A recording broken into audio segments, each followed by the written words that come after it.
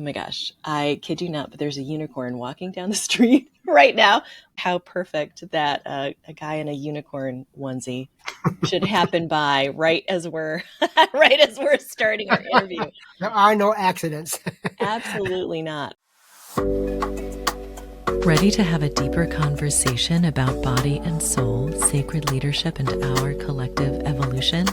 Welcome to the Wise Body Ancient Soul podcast with me, your host, Charisse Sisou.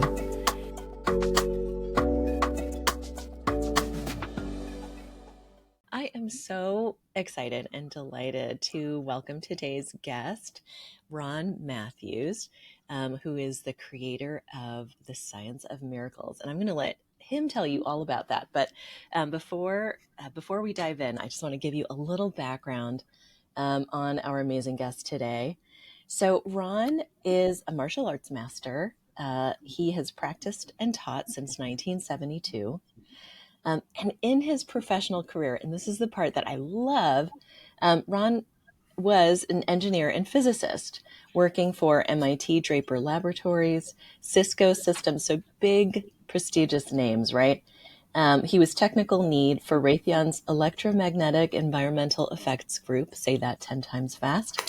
And his intense his intense interest in martial arts, and in particular, the development of the mysterious energy known as Qi, led him to apply this energy in some extraordinary ways in the areas of health, healing, and personal transformation. I can't wait to learn more about the Science of Miracles, a reliable and repeatable method for transmuting thoughts of your most cherished desires into physical reality. How do you go from engineer to the Science of Miracles, and where you are now? Well, first of all, I want to thank you, Charisse, for having me on. This is a real honor for me. Thank you so much. My pleasure. And before I start, I have to tell your audience, I'm from Boston. And so I tend to talk fast. So if I start to go really fast, just go like this and let me know to slow it down. So it wasn't so much going from being a scientist to being a mystic. I always was. I was born with this ability, this blessing or curse, depending on how you see it, of being able to think out of both the right and left hemispheres of my brain at the same time. And I thought everybody could do that. And that caused a lot of acrimony in my life because people like us tend to scare people just because of our presence. And I was the victim of violence as a child and blah, blah, blah. The usual story for people like us. Because you were really sensitive, I would imagine. Yeah, always had been. And that was the reason I was drawn to the martial arts, was as a matter of survival at first. And then fell in love with the idea of this mysterious energy. Anything that is deemed mysterious, that's where I have to go. And if you tell me I shouldn't go there, that's like waving a red flag at a bull. Try and stop me. Sure. Yeah, exactly. And so, as I was being educated in the world of physics and higher mathematics, I saw this exquisite divine tapestry unfolding. Everybody else was suffering with the math, and I was thinking, oh my God, this is the blueprint of the universe. How cool is this? And so that was how I made my bread and butter. I ran 2 martial arts schools at night. That was my passion. And I worked during the day as an engineer. I was Clark Kent, during the day. I'd go into the phone booth and turn into super geek. And around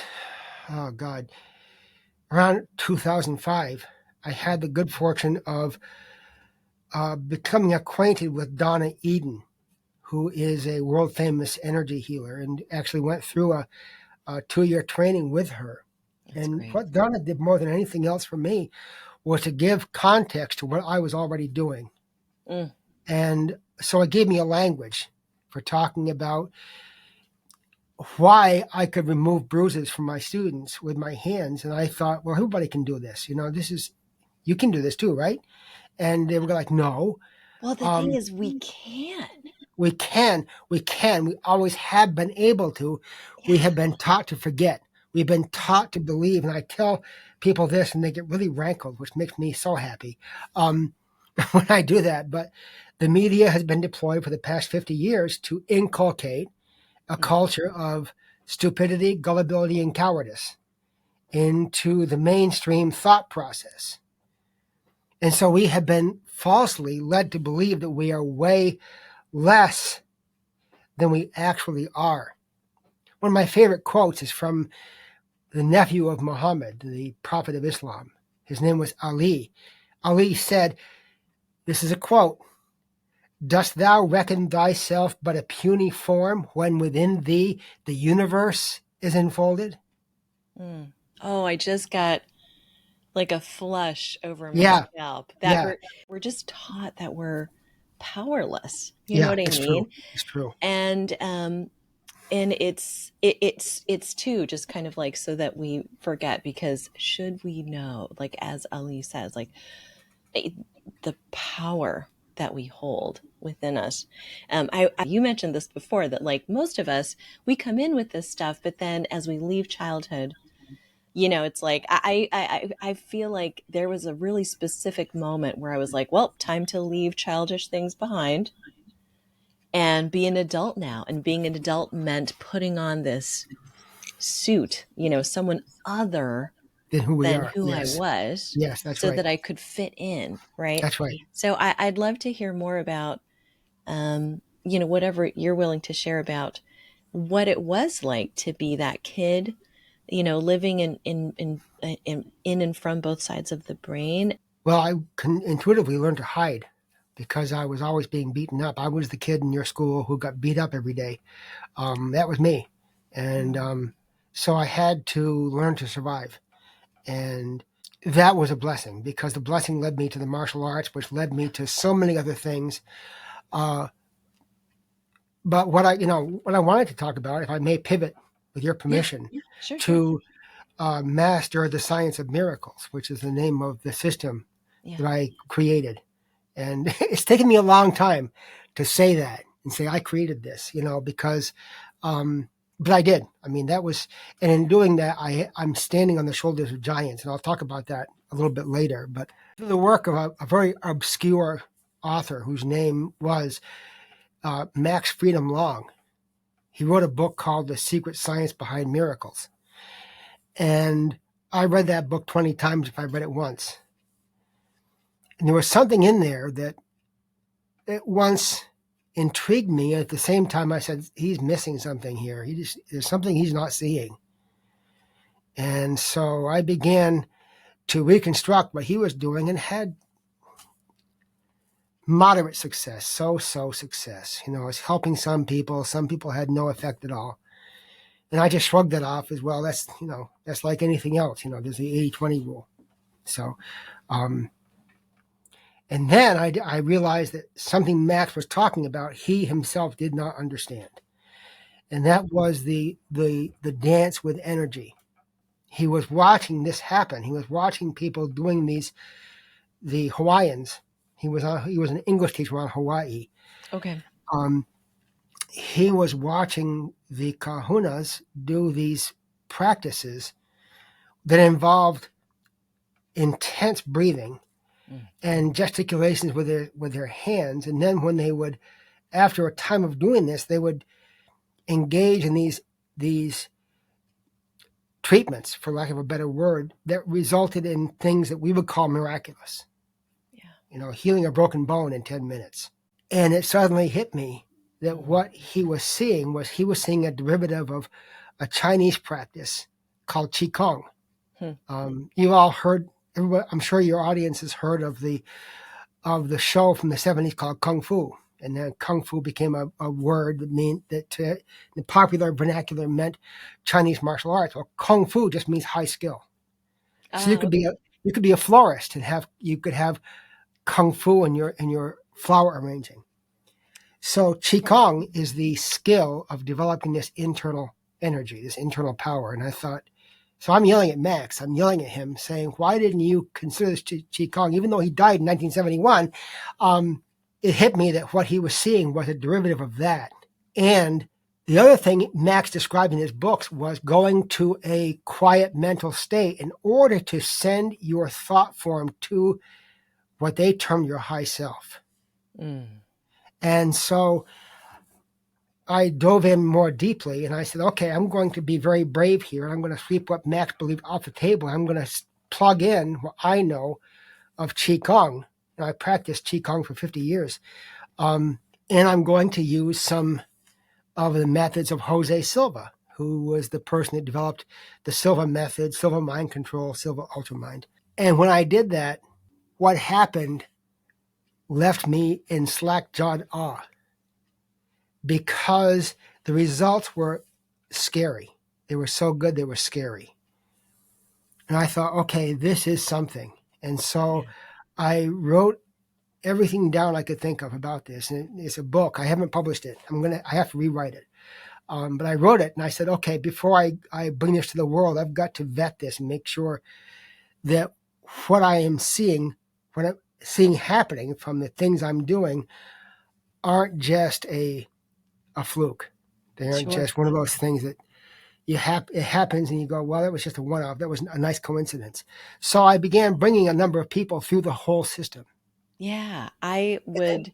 So you're like, it's like you're connecting the dots between all these different pieces, like seeing the things that some of these authors couldn't see themselves, or connecting the dots with the energy, with the martial arts. So you said left you slack-jawed in awe. Like, what were some of those? What did you witness? I witnessed a person who was exhibiting the symptoms of a post-surgical bowel blockage because of scar tissue. And after one treatment, the next day, her symptoms vanished. Wow. And the person is my wife. She had a radical appendectomy, where nowadays appendectomies are done laparoscopically, where they go in, with their fiber optic scope and their remote control scalpels, and they do it that way. Hers burst. Her appendix burst. Oof. And so they did a whole open bowel surgery. Wow. And as a result of that, then the following year, she developed a bowel blockage because of scar tissue. So I talked to the surgeon after the operation. And I said, how likely is it that this is going to happen again? He said, very likely. Very likely. Now, this was before I had met Donna. Yeah. And before I had started on this journey of what has become the science of miracles. And so 2 years later, she was beginning to exhibit the same symptoms again. And I thought, okay, this stops here and now. And so I said, okay, I'm going to try this. If it doesn't work, then we'll go back to the hospital. The symptoms are severe. When you have a bowel blockage caused by something like that, it is severe. Yeah. And she was exhibiting these symptoms and she was scared. And I said, before we do anything, let me try something. And she said, go, do it, please. And the next day, she was completely symptom-free and has remained symptom-free ever since. That's fantastic. The other thing was, I was treating a person with an energy medicine client of mine. She had been with me for a while. I get a text from her, and she said her girlfriend's husband, he was a retired fire chief in Western Canada, he had been in a rollover accident and was in a coma. Whoa. And she said, the strange thing is, according to the doctors, his EEG says he should not, there's no reason why he should be in a coma. She said, is there anything you can do? And I said, I don't know, but I'll try. So I did what I do. I projected myself to him. I know for those in your audience who aren't comfortable with this conversation, you may think I'm crazier than a one-eyed rat in a tin outhouse. But I perceived that his energies were not patterning the way they should. If you could see energy, if you could see your aura, see my aura, you would see that it's made up of a kaleidoscopic pattern of these crisscrossing, very, very symmetric, very beautiful energies. That's a harbinger of health. when we are sick or when we're under duress, those energies tend to deviate from that pattern. They go straight up and down. It's called homolateral energy patterning. And this guy was homolateral. So I did some work on him to reestablish his energies, brought myself back to the present, went back to work. 20 minutes later, I get a text from my client. She said, Marty just woke up. Wow. So I thought, well, that's weird. Okay, that's a slack-jawed moment. And my son used to be a professional psychic, so I called him and I said, did I do this? And he said, yeah, you did. What's the problem? So those are just a couple of the more dramatic ones. Others of them have been less dramatic, but no less impactful for the person. Sure. When I talk about the high self, in all the holy books of the world, the Bible, the Bhagavad Gita, well, not the Bhagavad Gita, but major holy books talk about us as being created in the image and likeness of the creator of all that is, whether you call it God or Yahweh or Allah, doesn't matter what you call it because it's beyond our comprehension anyway, so call it whatever you want. Our high self is a perfect replica, a perfect image of that, reflection of that in the temporal world. Analogous to the way the sun appears in a mirror. If you hold a mirror up to the sun, is the sun in the mirror? No, of course it's not. The sun's 93 million miles away. It's 1,000 times bigger than the earth. However, if you look at the image of the sun in the mirror, it will blind you just as surely as if you looked at the sun. Yeah. And in that way, our high self is that reflection. The 19th century prisoner in exile, whose name was Abdu'l-Baha, said that part of us is the ray of the sun of reality.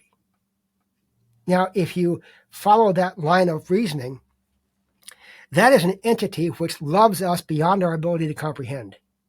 If you think of the person or persons that loved you in your life beyond your ability to deserve, regardless of whatever you had thought you had done in your life that made you bad, they still loved you.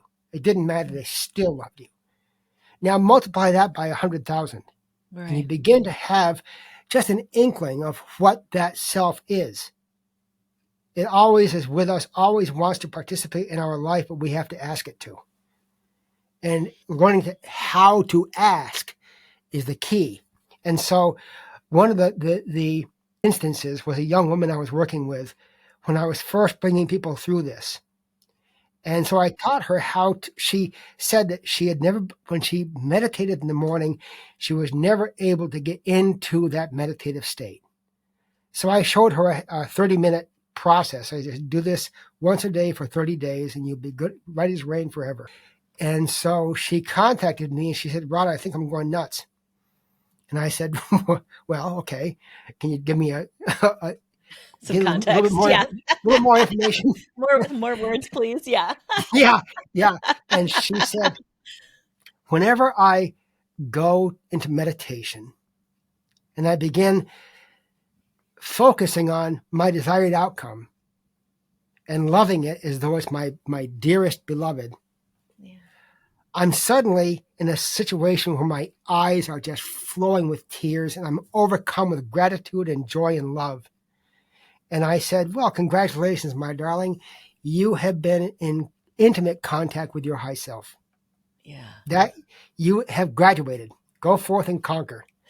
Set the world ablaze. And that is really the essence of what Master the Science of Miracles is. It is recognizing that we are not a body with a brain.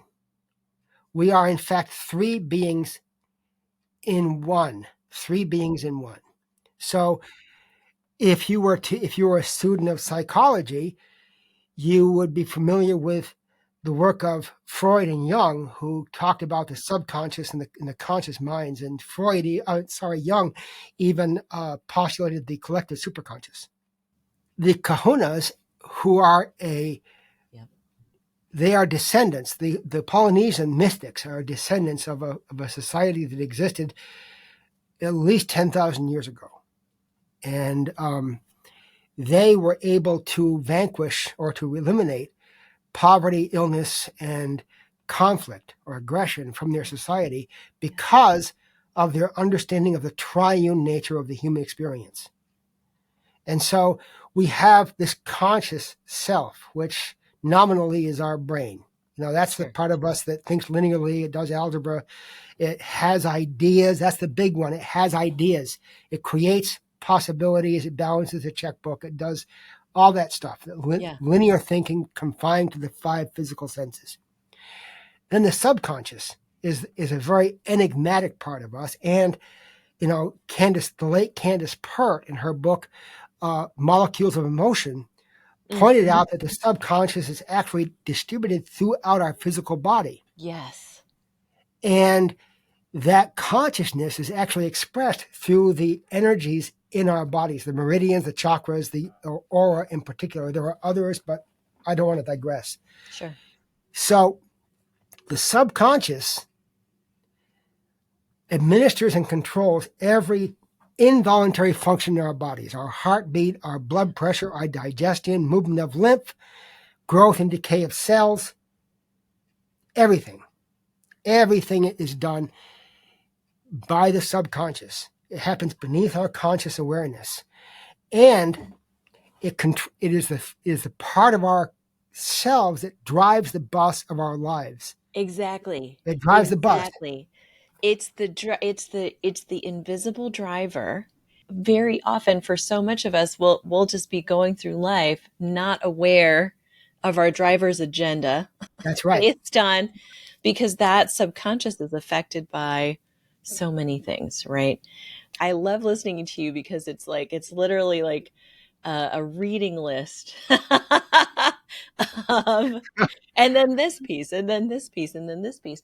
And I think, it really goes beyond connection to synthesis, right? I find that so many of the folks that I'm drawn to, because I'm of this generation as well, it's like the bridge generation, right? Like we are bridging from where we've been on this timeline to where we're going, right? And that really requires bringing together wisdom traditions, lineages, some ancient pieces along with new pieces, right? It's mostly remembering stuff that we did. That's right. That's right.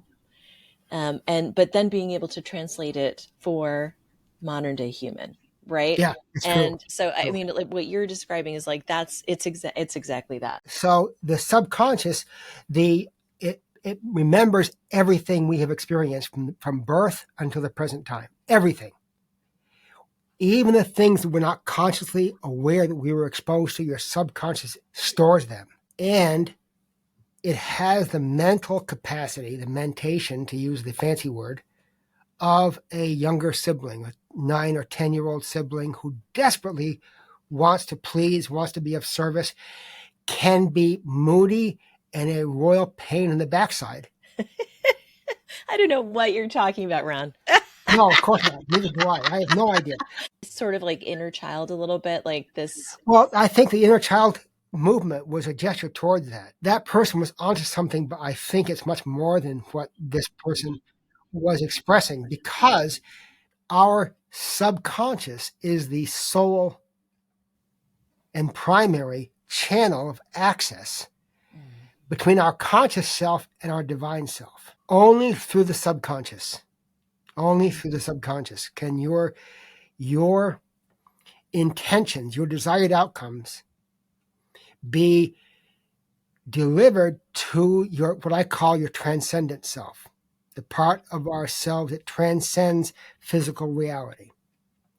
And so, because the subconscious can be moody and it holds on to all memories, both positive and negative. Sure.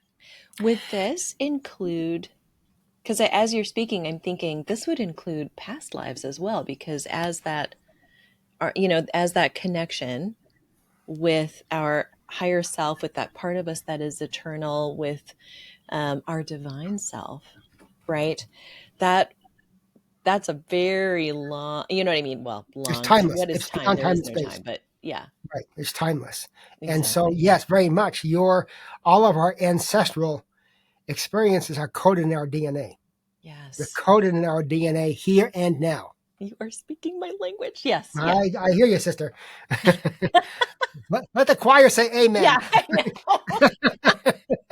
But this is like, Um, it's this intricacy that for me is like, how just it all comes together with the body, with the, you know what I mean, with the subconscious, the conscious, all of that, just the tapestry, like you were saying, is so complex and beautiful. But okay, keep going. so because the subconscious can get triggered by stuff, Yeah. memories or things that are going on, we may find a situation where we try to send our intention through our subconscious self to our high self and the door slams shut.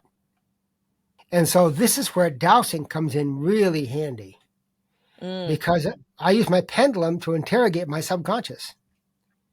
And so the first time this happened, I mean, I'm pretty good at keeping my channels open.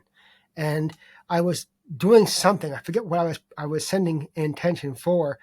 So I created my multisensory thought form, which is part of the process of the Master of the Science of Miracles system.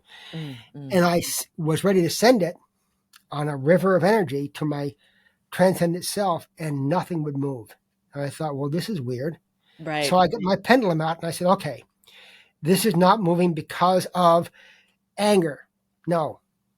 This is not moving because of greed. No. This is not moving because of fear. Big time, yes. So I used a process I call the personal demon demolisher to eliminate whatever it was. Our personal demons are the things: I'm not good enough, I'm not smart enough, I'm too old, I'm too young, I don't have the degrees, whatever. It's all baloney. This is because of fear. So I worked on the fear. I cleared the fear. And when I tried to do it again, the energy flowed like a fire hose. Yeah. And so in that moment, I realized that this has to be an integral part of Master the Science of Miracles, because when we state, I'm going to do this, my reach is going to exceed my grasp, I'm going to do something that scares the bejesus out of me. Yeah. When we resolve to do that, it isn't a question of if, it's a question of when your subconscious is going to have a hissy fit and say, no freaking way. Absolutely. Absolutely. And that's why this whole process has to be codified in a step-by-step system, because if you leave out one step, then the system breaks. And realizing that your subconscious wants to work with you, but is moody and has to be cajoled or complimented or whatever, is a big part of the process. And our subconscious is always trying to communicate with us, but guess what?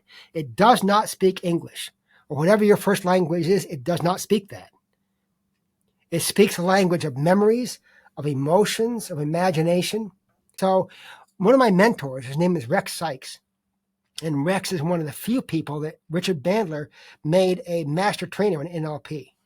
And Rex says that you can use your emotions like the check engine light in your car. Yes. And what I mean by that is, they are messengers. Yes. Yes, they are. Absolutely. They are. Mm-hmm. They tell you something needs to be fixed or something needs to be attended to. And so imagine that you have created the image of your most cherished outcome, whatever it is. We all have them. Whatever it is you want to do, to be, or to have, you have created a mental video of that. And you're playing that in your head, and gosh, I feel great. I'm on top of the world. And all of a sudden, you find yourself hit with worry or dread or anger for no reason. It's like, where the heck did that come from?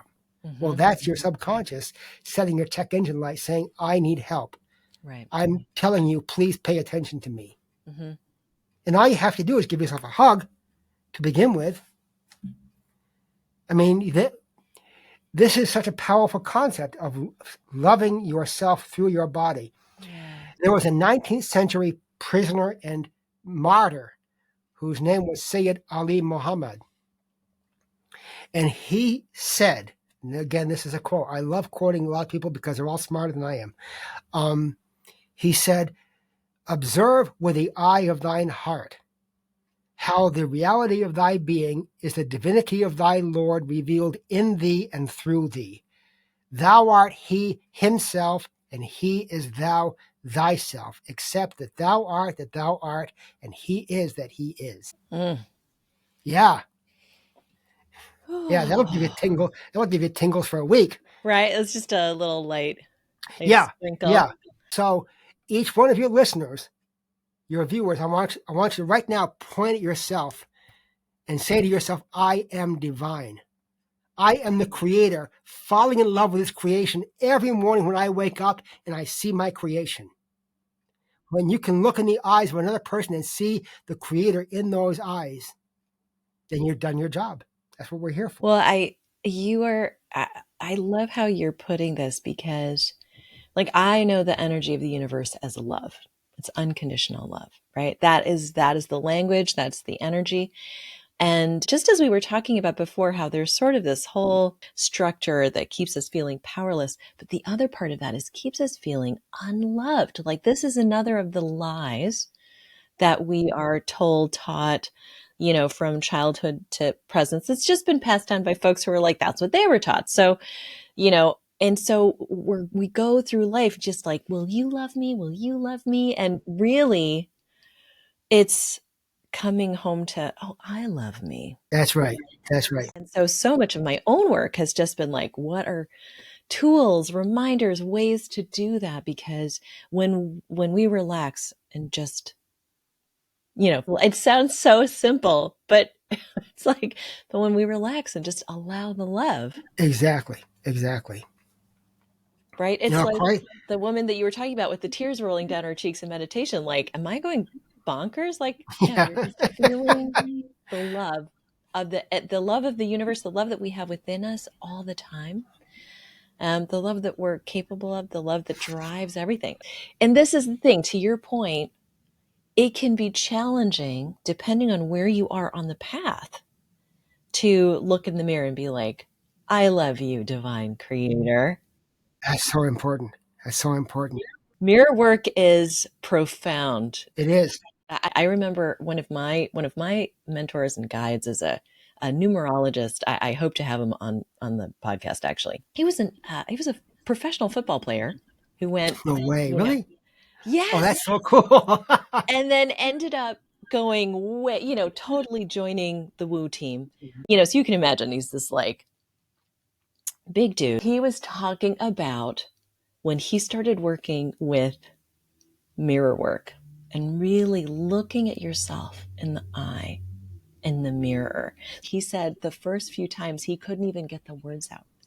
His lip was shaking so hard. He was like on the verge of tears. To really love ourselves the way that we are loved is, I'm getting like full body chills. Yeah, yeah. Right?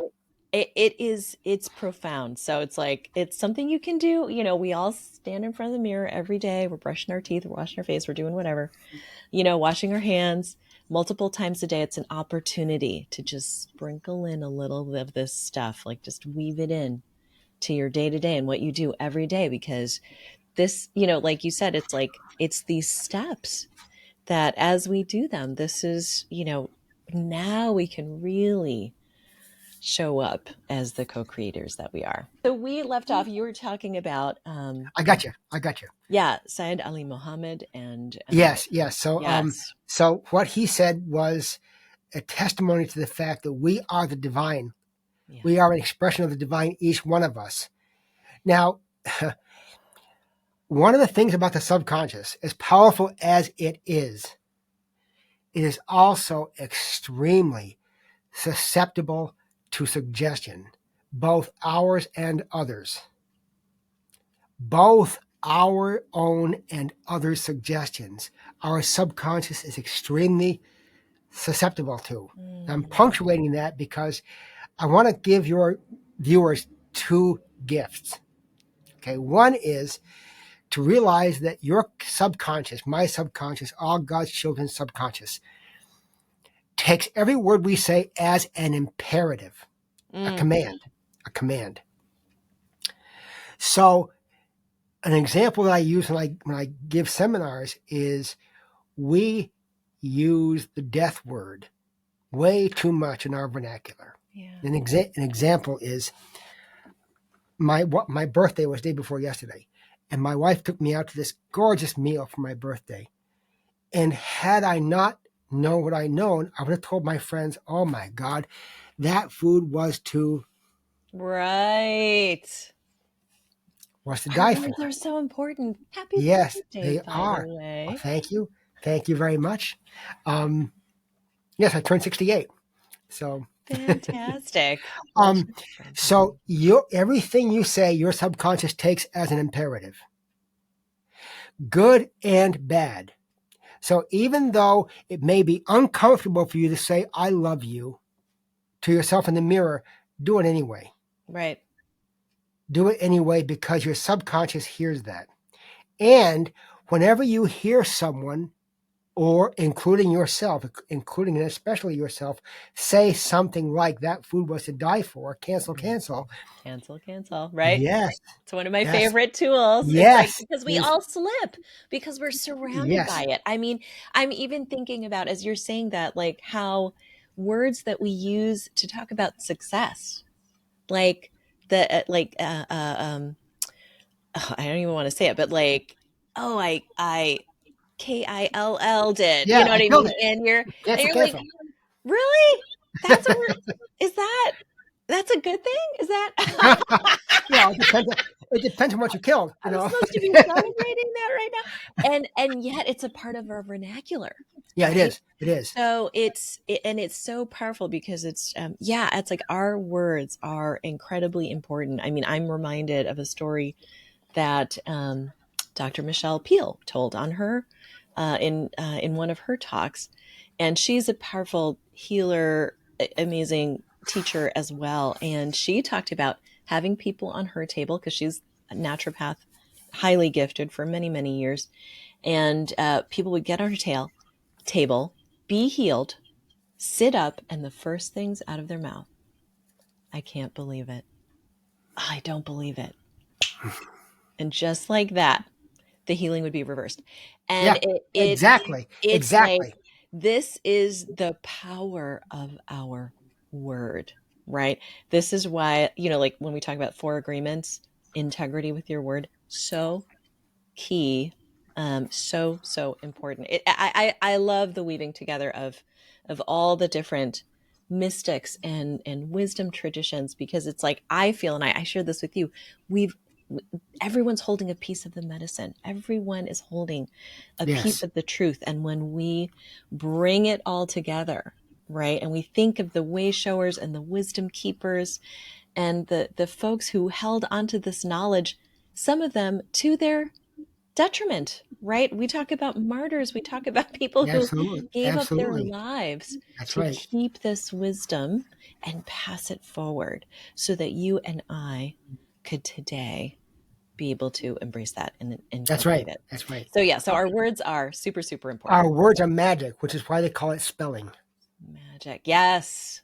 That's right. That's So right. when we find ourselves saying something less than resourceful, immediately say out loud or mentally, "cancel, cancel." That's a cue to your subconscious to disregard what we just heard. And then replace it with a more resourceful alternative. So when someone tells me, "Oh, my back is killing me," cancel, cancel. And then I Right. replace it with, "Oh, his back hurts really badly." Sure. The other thing is, when somebody asks you, "Hey, Charisse, how you doing?" I feel What do you great. say? I'll say, like, I'm great. I'm wonderful. The reason I ask that question is because, first of all, they don't want to know. Huh? First of all, they don't want to know how you are. They just do that because that's what we do. So Right. if Because somebody says to me, "Hey, sometimes how it's you I'm doing?" having I a say, day. Yeah. "Oh, well, I Oh, got this crick in my neck, and I woke up not feeling so good." And after the third thing you recite, you look at their eyes, and they're going, "Oh my God, why did I ask? Please, Jesus, take me away." right. I was just being Um, polite. Yeah. yes, exactly. So in the 19th century, there was a very famous French psychiatrist named Emile Coué, Mm. and he taught his patients to every day when they got up to say to themselves, either out loud or silently. Out loud is better because your subconscious hears you. Every day and in every way, I'm getting better, better, and better. So when we signed on this morning before we started this interview, you asked me how I was. Do you remember what I said? No, but did you say that every day? I and said every better way? and better and better. That's right. Better and Better. better. Yep, better and better. Always Because when you say that, your subconscious takes that as an imperative.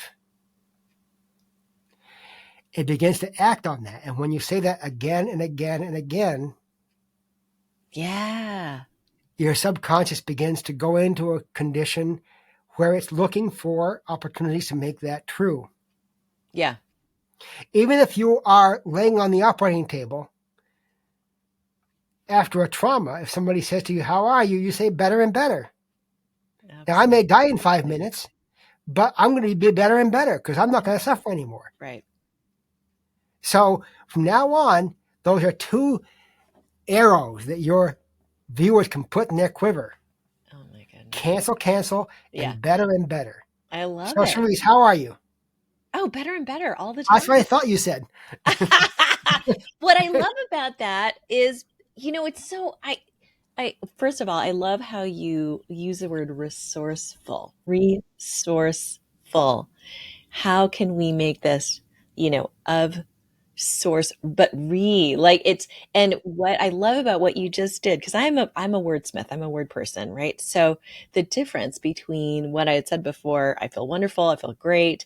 It's great. It's also like static, limited. right? When you say That's better right. and better, however, That's right. now it's also containing It's moving. that It's possibility always for moving. more, which is like, all right, I like it. Okay, good. So bad things don't happen to us; they happen for us. Absolutely.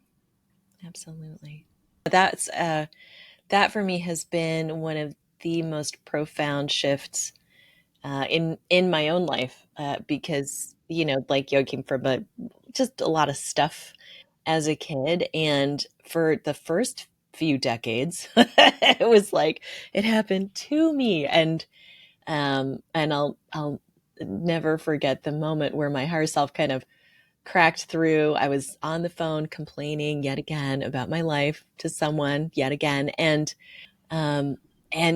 almost, it wasn't like a voice, but it was just this knowing that was like, so this is it. This is your life. Like, this is what you're going to do with, Seriously, like, dude. like it just like flashed on like all these gifts, all these, and like, oh, they really wanted me to pay attention. Wow. Wow. All these gifts, Charisse. And this is what you're doing with your life right now. It was just, they were just holding up a mirror is all they were doing. And I was like, oh. And you know what? It was like, yeah. At what point do we even get bored of repeating the same, the angsty stuff versus like, okay, when you say this, and for me, it's like, it opens up that curiosity too. Like, okay, this is happening for me, right? Like this thing just fell off my shelf for me. I know why, because I was talking about, Charisse, you've been given all these gifts, and are you using them? Right? my board of directors, my guidance team is very happy. They're like, okay, you're listening. You're dancing the horror right now. So yeah, our words are incredibly important. All of the chain of events, everything is so significant. Like there's a gift in everything. Because as I'm listening to you speak, it's like you were every text, every mentor, every teacher became like a gift that you were unwrapping. And then it's like, how does this fit in with the tapestry? So we were talking about the 3 bodies. I just want to bring us back because we talked about the mental body, we talked about the emotion body, the subconscious. So that 3rd body really is.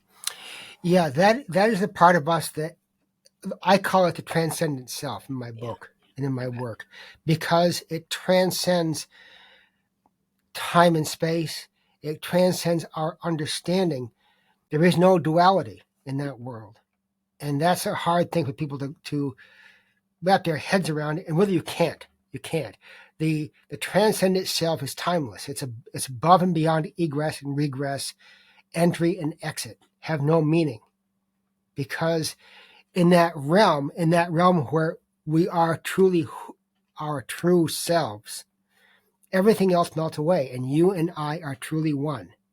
And that is one of the things that has been the most difficult for scientists, especially with the implications of some of the discoveries and experiments that have been done in the past 50 years in the world of subatomic physics, because that is being pointed to again and again and again.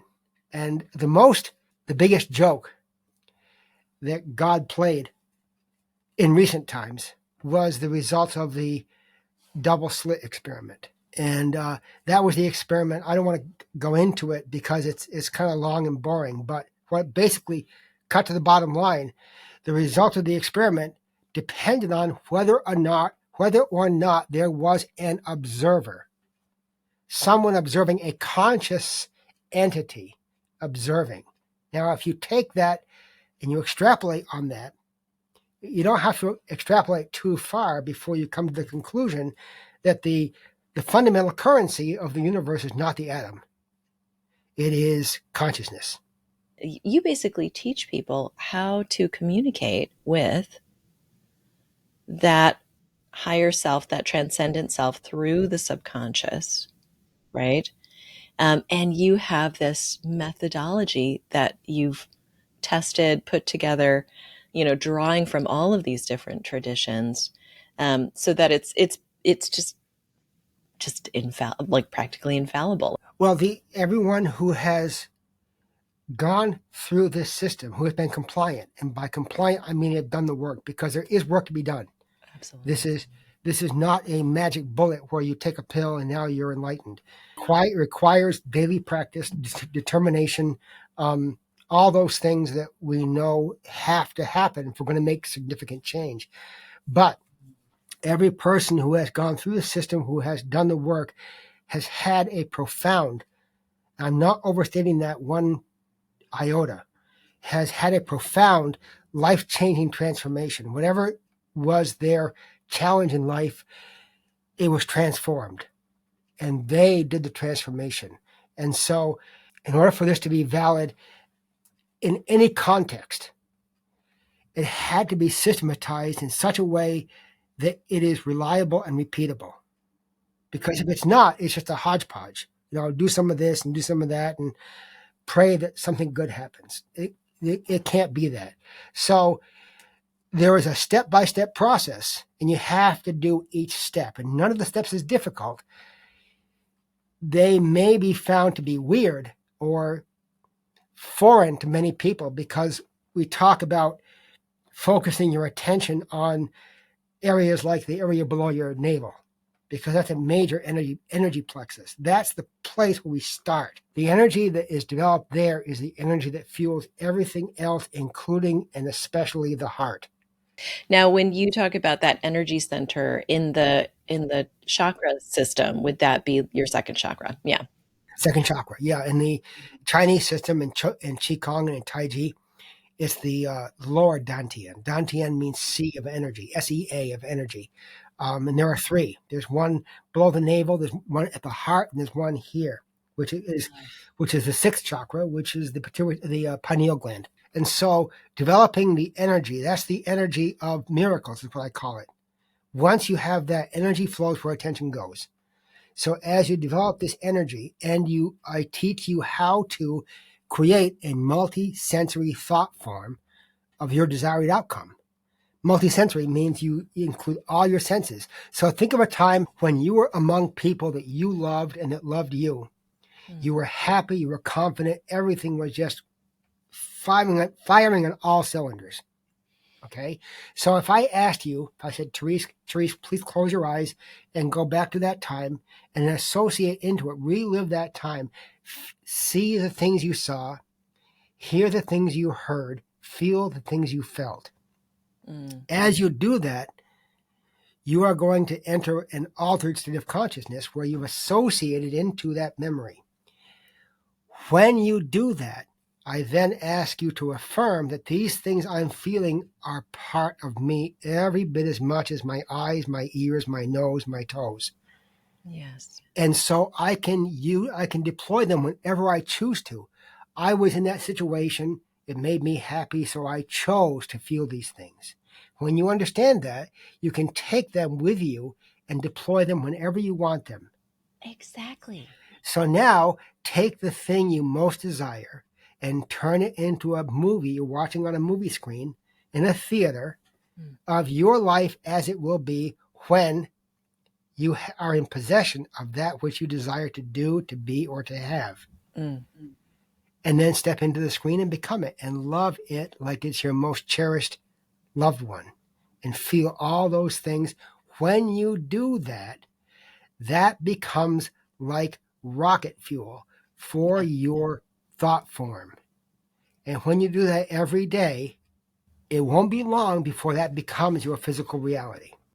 That's a law of physics every bit as much as the law of gravity, only this is a law of metaphysics. I think of it in terms of resonance, right? It's like that, the resonance of that feeling, that connectedness, right? In our happiest moments, when we think of our like peak moments, and knowing that we have access to that every time. I'm just kind of paraphrasing what I'm hearing you say, right? And then to bring that into co-creation, right? So, I love that so much. I'm glad you used the word resonance, because resonance is a physical quality, or is a physical and electrical quality. That's why a guitar, acoustic guitar, is able to project the notes from the strings, because it's tuned, acoustically tuned, to be resonant in those frequencies. We are tuned spiritually and metaphysically tuned to be living in a state of grace. So when we enter that again, it resonates with our being. The state that most people find themselves in is out of resonance. And so it makes them feel less than divine. And we settle for that because we've been fed this lie that is who we are. That's reality. That's a false reality. And I don't want to go into this because it takes some time, but investigate Project Zero from Harvard University. It started in the 70s. It's still going on.